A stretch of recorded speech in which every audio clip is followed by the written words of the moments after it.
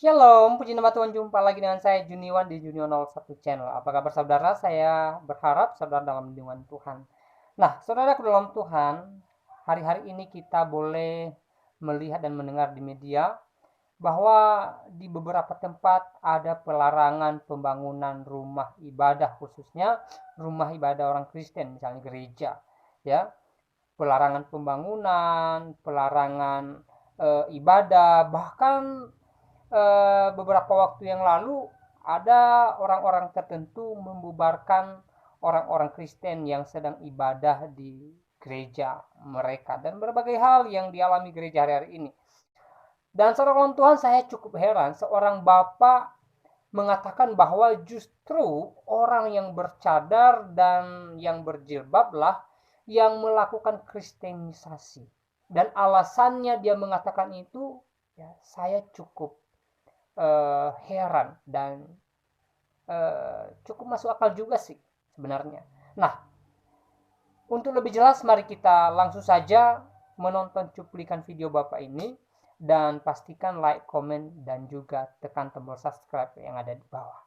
Berikut cuplikan videonya.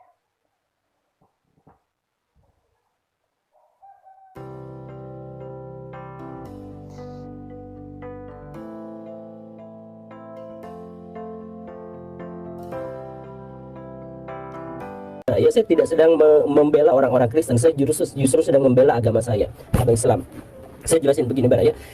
Di Indonesia itu, orang Kristen itu adalah orang yang paling sulit untuk bikin tempat ibadah.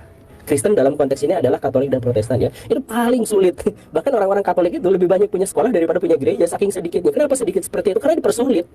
Baraya bikin gereja, baraya bikin apa, ditolaknya lama-lama, diapanya lama-lama, pokoknya mah dipersulit segala rupanya. Bahkan banyak yang akhirnya tidak. Ada dalam 10 tahun itu ada 200 sampai 300 gereja yang tidak diizinkan atau tidak didirikan karena ditolak oleh warga. Seperti itu. Bahkan ada beberapa gereja yang kemudian sudah berdiri, sudah megah, sudah mapan, sudah apa, ada yang dibakar, ada yang dilemparin, ada segala rupa yang seperti itu. Nah, jadi kalau misalkan alasannya adalah orang-orang Kristen itu tidak boleh beribadah di luar gereja, lah mau bikin gerejanya aja susah, mau bikin gereja nggak boleh, kalau misalkan ibadah di tempat yang lain karena itu kebutuhan rohani mereka juga malah digerebek. Ini maksudnya apa? Ini faedahnya apa? Dan kenapa orang-orang Islam atau yang mengaku Islam, kenapa berani-beraninya ikut campur sama urusan agama yang lain gitu? Bahkan kalau misalkan lihat videonya, aduh kacau banget itu, arogannya luar biasa, saya mohon maaf ya. Kemudian takbir lagi, itu kan udah jelas itu katanya tempat ibadah orang-orang Kristen, tapi takbir di situ.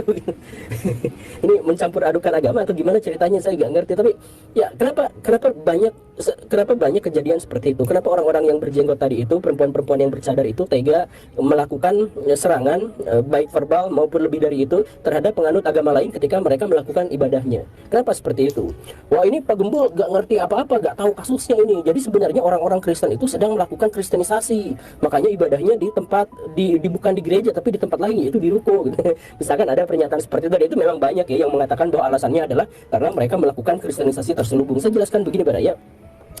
Dalam konteks itu, orang-orang yang sedang melakukan kristenisasi itu adalah orang-orang Islam sendiri. Jadi 40 orang jemaah yang ngakunya muslim itu, yang pakai kerudung, pakai cadar itu, yang pakai jenggot, pakai sorban itu, itulah mereka yang sedang melakukan kristenisasi atau pemurtadan. Sebab ketika mereka sedang melakukan itu, ada banyak sekali, ada jutaan muslim yang melihat itu dan merasa malu. Loh, kok agama saya kayak gini? Kok perilaku umat beragama yang seagama dengan saya kok seperti ini? Itu banyak yang seperti itu. Karena orang dengan naluri dan dengan nurani yang masih normal pasti akan terheran-heran, kan itu ada umat ya agama lain yang sedang beribadah kok digerebek gitu. Kenapa ceritanya bisa seperti itu? Kenapa ikut campur urusan agama orang gitu? Kenapa nggak sholat aja di masjidnya sendiri, malah serang ke gereja atau ke tempat yang dianggap sebagai tempat agama yang lain? Banyak sekali orang-orang yang muslim ketika melihat kejadian itu menjadi merasa malu, menjadi minder, dan bahkan banyak yang kemudian mempertanyakan agamanya sendiri. Saya kenal sama banyak orang yang dia itu murtad, yang mereka itu murtad keluar dari agamanya. Ada yang menjadi ateis, ada yang menjadi Kristen, ada yang menjadi Hindu, ada yang menjadi Buddha dan sebagainya. Itu alasannya adalah apa? Karena melihat realitas kaum muslimin itu penuh dengan kekerasan, penuh dengan ancaman, penuh dengan intimidasi dan sebagainya yang seperti itu.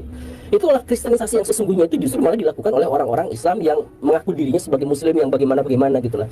Baik, tentu saja mengingat sebuah cerita yang dari Ethiopia, namanya adalah Pak Haji Usman Muhammad.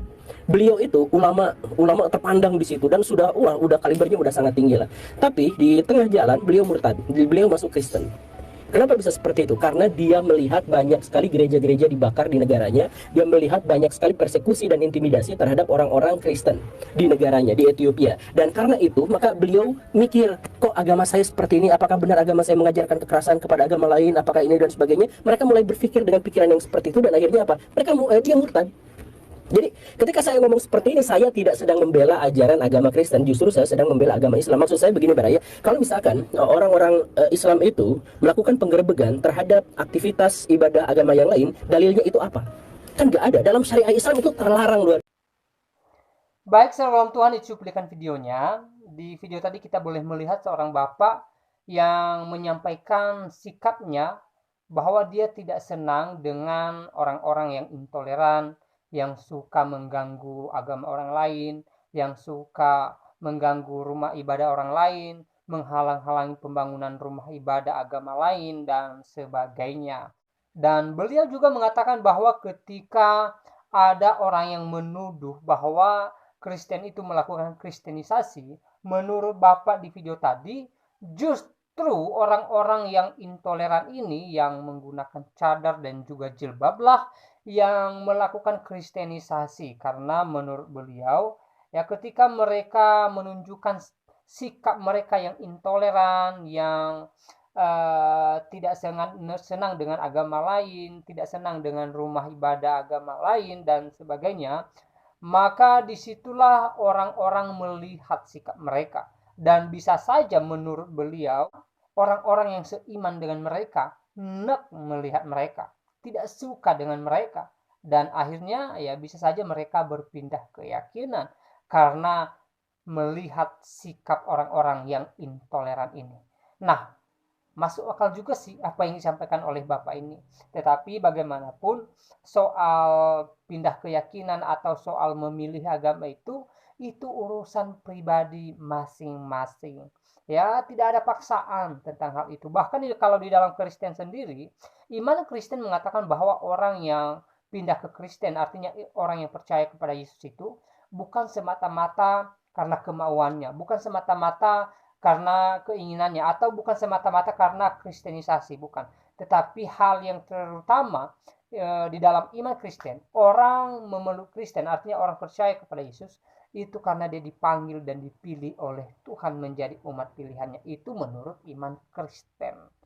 Ya, jadi sekali lagi soal memilih agama itu urusan masing-masing.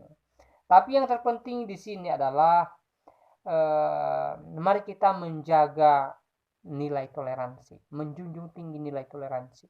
Mari kita hidup bertoleransi satu dengan yang lain. Karena hanya dengan toleransi kita bisa menghargai satu dengan yang lain. Kita bisa menghargai perbedaan yang ada di antara beberapa agama yang sudah disahkan di Indonesia ini. Dan kita bisa mengalami kerukunan antar satu dengan yang lain, ya. Jadi mari kita mengedepankan nilai toleransi, itu yang terpenting, ya. Soal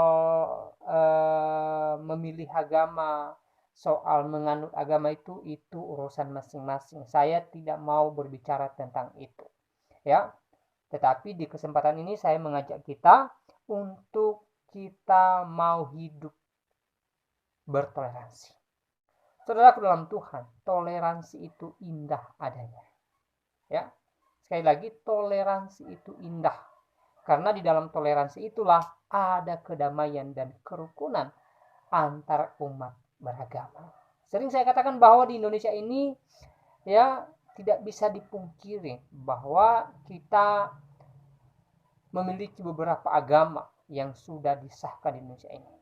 Ya, Indonesia ini tidak hanya ada satu agama saja, tetapi ada beberapa agama, ya. Dan mau tidak mau kita harus menerima kenyataan itu dan harus menerima perbedaan yang ada antar agama yang satu dengan agama yang lain, ya. Tidak boleh tidak menerima perbedaan itu, ya. Jadi bagaimana di dalam perbedaan yang ada kita bisa rukun satu dengan yang lain, kita bisa damai satu dengan yang lain, kita bisa senang satu dengan yang lain, hanya dengan mengedepankan nilai toleransi. hanya ketika kita mau menghargai perbedaan yang ada. Hanya ketika kita mau menghargai agama orang lain, menghargai rumah ibadah agama lain, ya, dan menghargai orang-orang yang beribadah sesuai dengan keyakinan mereka masing-masing. Ya, hanya dengan itulah kita bisa rukun dan damai satu dengan yang lain. Tanpa toleransi, susah bagi kita untuk menemukan itu. Jadi, mari kita mau hidup bertoleransi, ya.